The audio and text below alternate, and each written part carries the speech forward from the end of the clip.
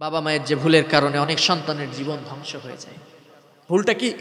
অনেক বাবা মা মনে করেন যে সন্তানকে শুধু হাফেজি পড়াবো, শেষ, সবকিছু শেষ হয়ে গেছে, বড় আলেম বানিয়ে ফেলেছে। আমরা দেখেছি, আমি নিজে দেখেছি, আমি হাফেজি পড়েছি, হেফজ পড়েছি, আমি হেফজ করেছি 2012 সালে।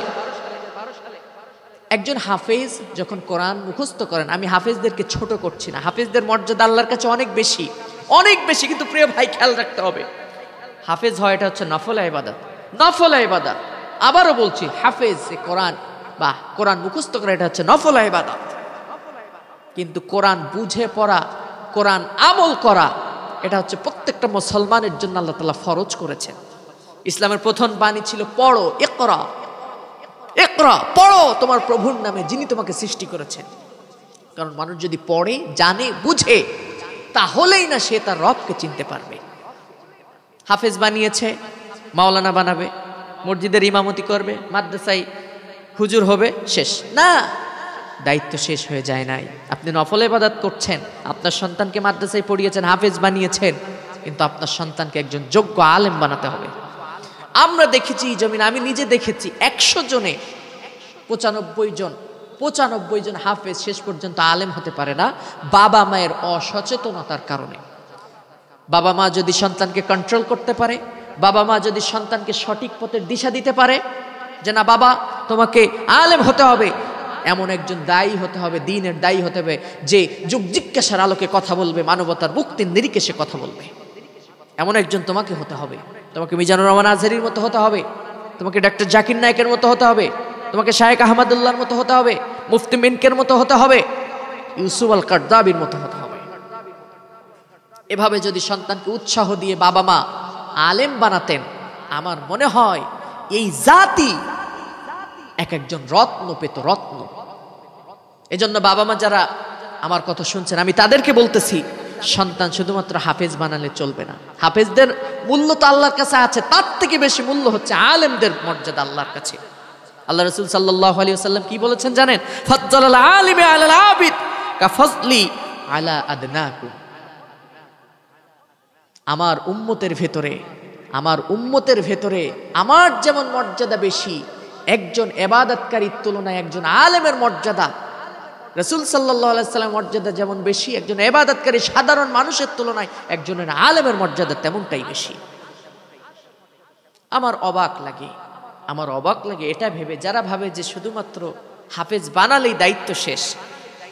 অনেকেই আছে, আমি দেখেছি, হেফজ শেষ করেছে, পরে আলেম হয় নাই, পড়াশোনা শেষ পর্যন্ত করেন না, জীবনটা ধ্বংস করে ফেলেছে।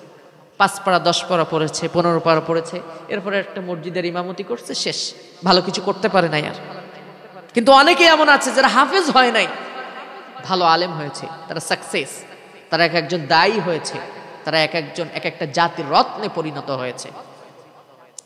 আমি হাফেজদের বিরোধিতা করছি না, অবশ্যই হাফেজি পড়ান, কারণ আমি নিজেও হাফেজদের মর্যাদা আল্লাহর কাছে অনেক অনেক বেশি। কিন্তু মূল বিষয়টা হচ্ছে হাফেজ হওয়ার পরে যে বিষয়টা খেয়াল রাখতে হবে, সেটা হচ্ছে আপনার সন্তানকে আলেম বানাতে হবে। আমি একটা কথা আপনাদের সামনে বলি, আল্লাহ রাব্বুল আলামিন তাওরাত কিতাব নাজিল করেছিলেন মূসা আলাইহিস সালামের প্রতি।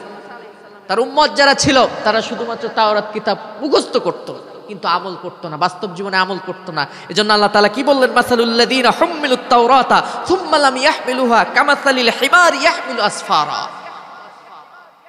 খুব কঠিন কথা আসছে এখানে, কিন্তু কি কথা জানেন?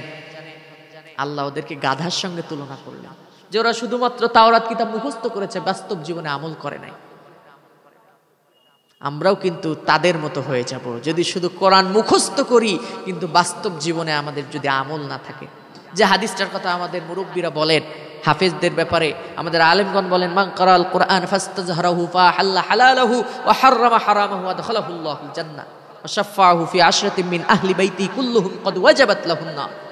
এই যে হাদিসের ফজিলত যারা বর্ণনা করেন, এখানে কিন্তু দুইটা বিষয় আছে। মান ক্বারাআল কুরআন, যে কোরআন পড়লো, ফাস্তাযহারাহু, কোরআনকে স্পষ্টভাবে জাতির সামনে তুলে ধরলো। এই ফাস্তাযহারা শব্দের অনেক ব্যাখ্যা আছে।